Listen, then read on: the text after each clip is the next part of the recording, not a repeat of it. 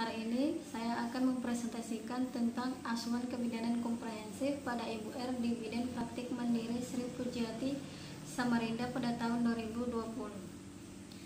Yang terdiri dari bab 1 pendahuluan, bab 2 tinjauan pustaka, bab 3 metode laporan kasus, bab 4 tinjauan kasus, bab 5 pembahasan, dan bab 6 penutup.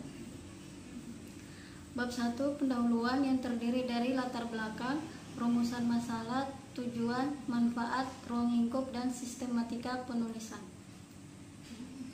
Latar belakang. Target SDGs untuk memperbaiki kesehatan ibu, bayi baru lahir, dan anak harus dicapai pada tahun 2030, yaitu angka kematian ibu atau AKI diturunkan hingga 70 per 100.000 kelahiran hidup, dan angka kematian bayi atau AKB diturunkan hingga 12 per 1000 kelahiran hidup. AKI dan AKB merupakan salah satu indikator utama derajat kesehatan suatu negara. AKI dan AKB juga mengindikasikan kemampuan dan kualitas pelayanan kesehatan menurut WHO tahun 2017. Bab 2 tinjauan teori. A. Konsep dasar teori. Yang pertama, kehamilan, kedua, persalinan, ketiga, bayi baru lahir, keempat, nifas, 5, neonatus, dan 6, kontrasepsi. B. Konsep dasar manajemen yang terdiri dari pengkajian, interpretasi data dasar, identifikasi diagnosis atau masalah potensial, identifikasi kebutuhan tindakan segera, mengembangkan rencana intervensi, implementasi, dan evaluasi. Ada konsep dasar teori. Yang pertama ada kehamilan, persalinan, bayi baru lahir, masa nifas, neonatus, dan kontrasepsi. Metode laporan kasus, yaitu ada jenis keterangan ilmiah, lokasi dan waktu, subjek kasus, instrumen, teknik pengumpulan dan analisa data, kerangka kerja, dan etika. Bab 4 tinjauan kasus, yang terdiri dari antenatal care, intranatal care, bayi baru lahir, postnatal care, neonatus, dan akseptor KB. C1, yaitu dilakukan pada hari Jumat 7 Februari 2020 pukul 17.00 WITA di Praktik Mandiri Bidan Sri Pujiati, Sarjana Sains Terapan. S. Keluhan tidak ada, riwayat menstruasi atau HPHT tanggal 25 bulan 5 2019, taksiran persalinan tanggal 2 bulan 3 2020. Pola fungsional, nutrisi, ibu makan kurang lebih 2-3 kali per hari dengan porsi sedang, mengkonsumsi sayuran dan ikan.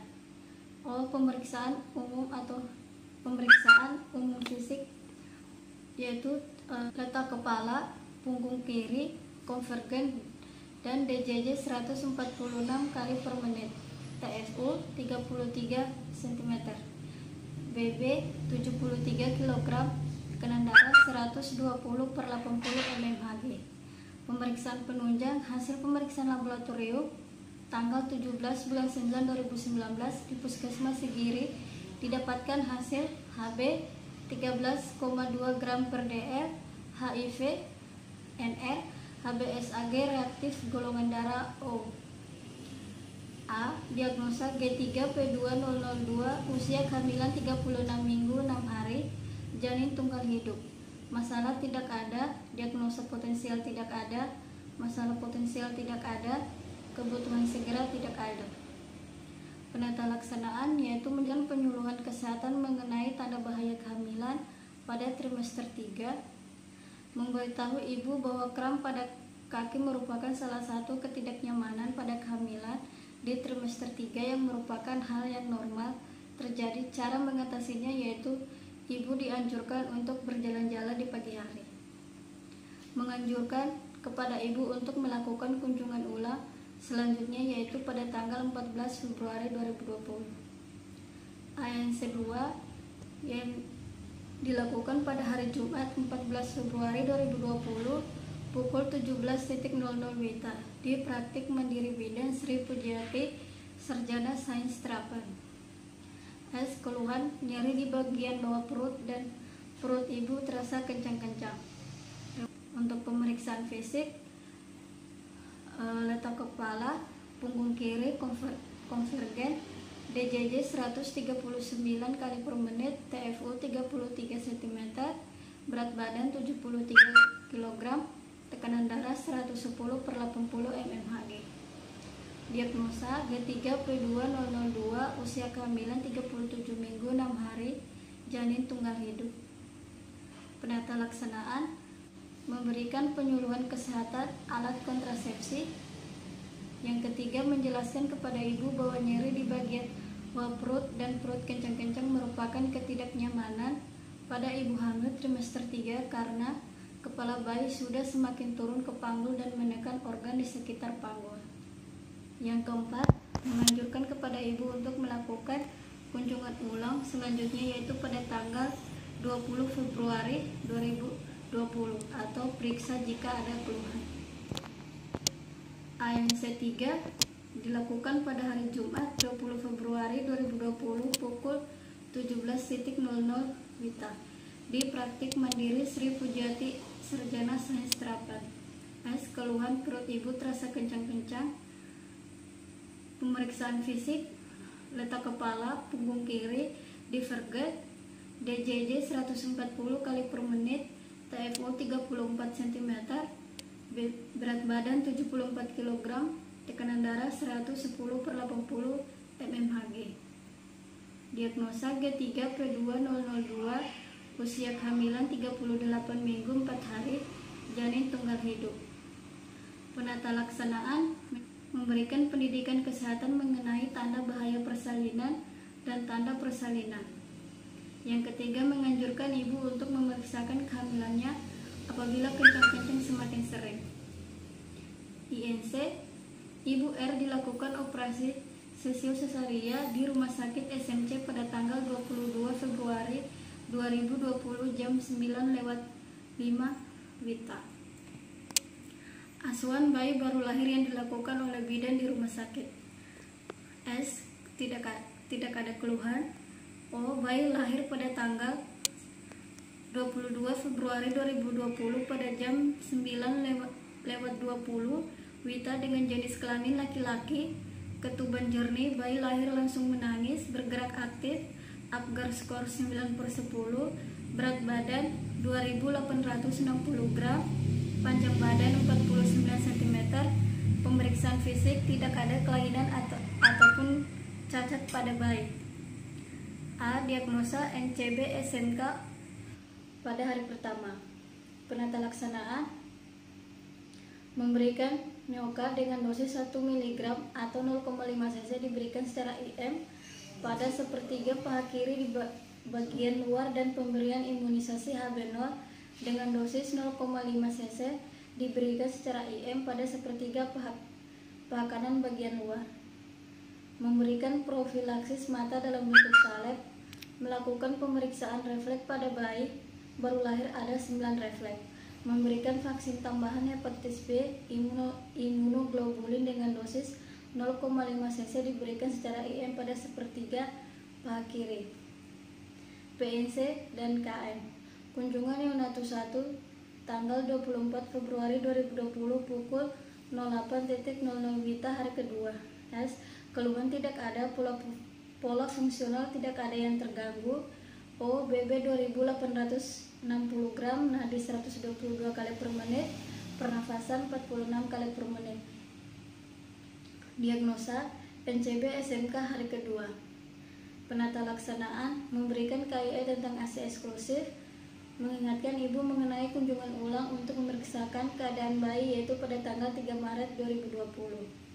Kunjungan neonatus 2 yaitu pada tanggal 3 Maret 2020 pukul 08.00 WITA hari ke-10.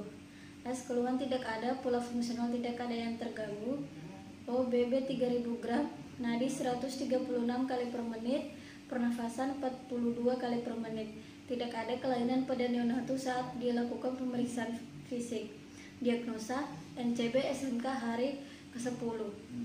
Penata laksanaan: memberikan pendidikan kesehatan mengenai tanda bahaya pada bayi baru lahir, mengingatkan ibu mengenai kunjungan ulang untuk memeriksakan keadaan bayi yaitu pada tanggal 17 Maret 2020.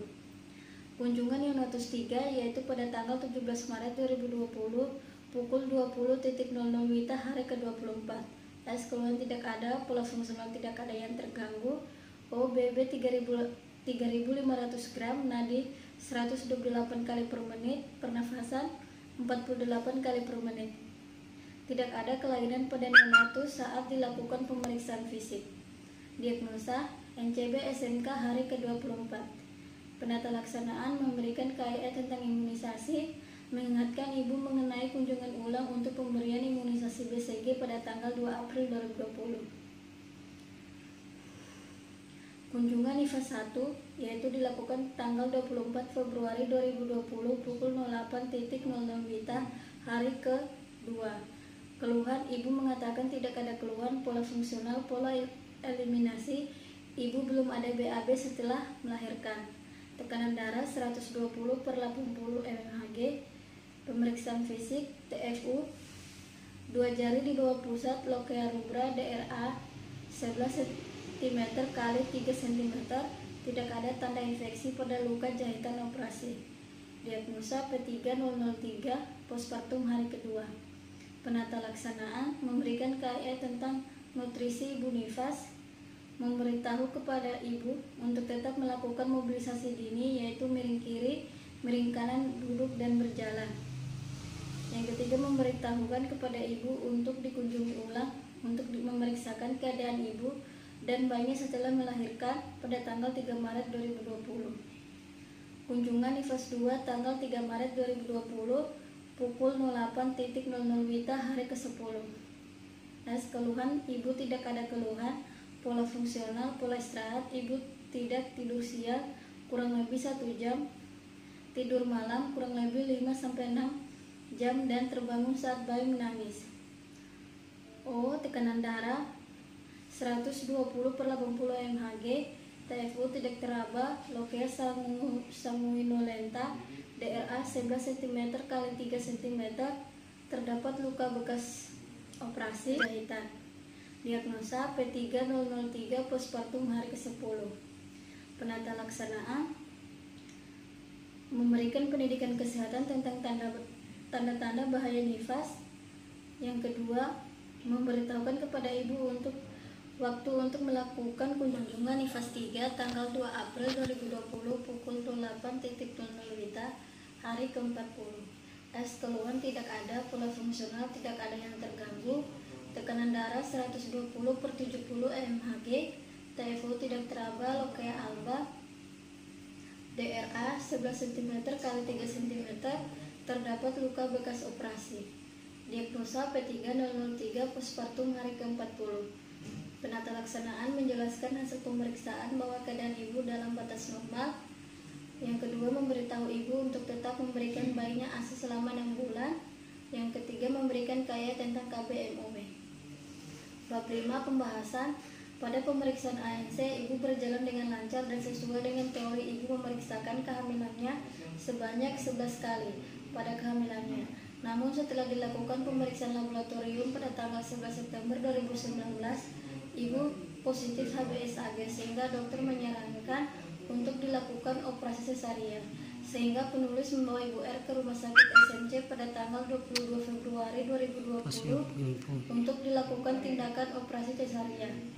Bayi baru lahir atau BBL. Bayi lahir pada tanggal 22 Februari 2020 pukul 09.20 WITA, jenis kelamin laki-laki, Apgar skor 9/10. Bayi telah diinjeksi vitamin K 0,5 cc dan diberikan salep mata dan vaksin tambahan HB imunoglobulin 0,5 cc karena bayi lahir dari ibu dengan HBsAg positif. Pemeriksaan nifas KF1, KF2, dan KF3. Pemeriksaan ibu nifas dilakukan sebanyak 3 kali. Kunjungan pertama dilakukan di rumah Ibu R. Pada kunjungan pertama, hasil pemeriksaan tanda vital ibu dalam batas normal. Ibu tidak memiliki keluhan. Pemeriksaan neonatus KN1, 2, 3. Pemeriksaan neonatus dilakukan sebanyak 3 kali. Hasil pemeriksaan pada kunjungan pertama, bayi tidak mengalami demam dengan suhu 36,6 derajat Celcius. Kunjungan kedua dan ketiga, ibu mengatakan bayinya tidak ada keluhan.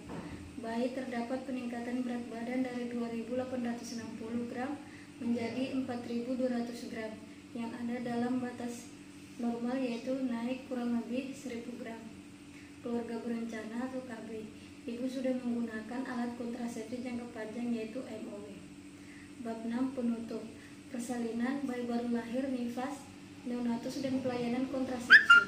Setelah penulis melaksanakan asuhan kebidanan secara komprehensif melalui studi kasus continuity of care pada Ibu R mulai dari kehamilan, persalinan, bayi baru lahir, nifas, neonatus dan pelayanan kontrasepsi di Bidan Praktik Mandiri Sri Pujiati, Samarinda, maka dapat ditarik kesimpulan bahwa dalam pemberian asuhan kebidanan yang dimulai sejak kehamilan hingga pelayanan kontrasepsi telah sesuai dengan teori dengan melakukan pendekatan menggunakan manajemen kebidanan 7 langkah Farnheidt. Asuhan kebidanan secara komprehensif adalah deteksi dini untuk mengurangi faktor-faktor resiko yang dapat terjadi selama kehamilan. Sekian dan terima kasih. Wassalamualaikum warahmatullahi wabarakatuh.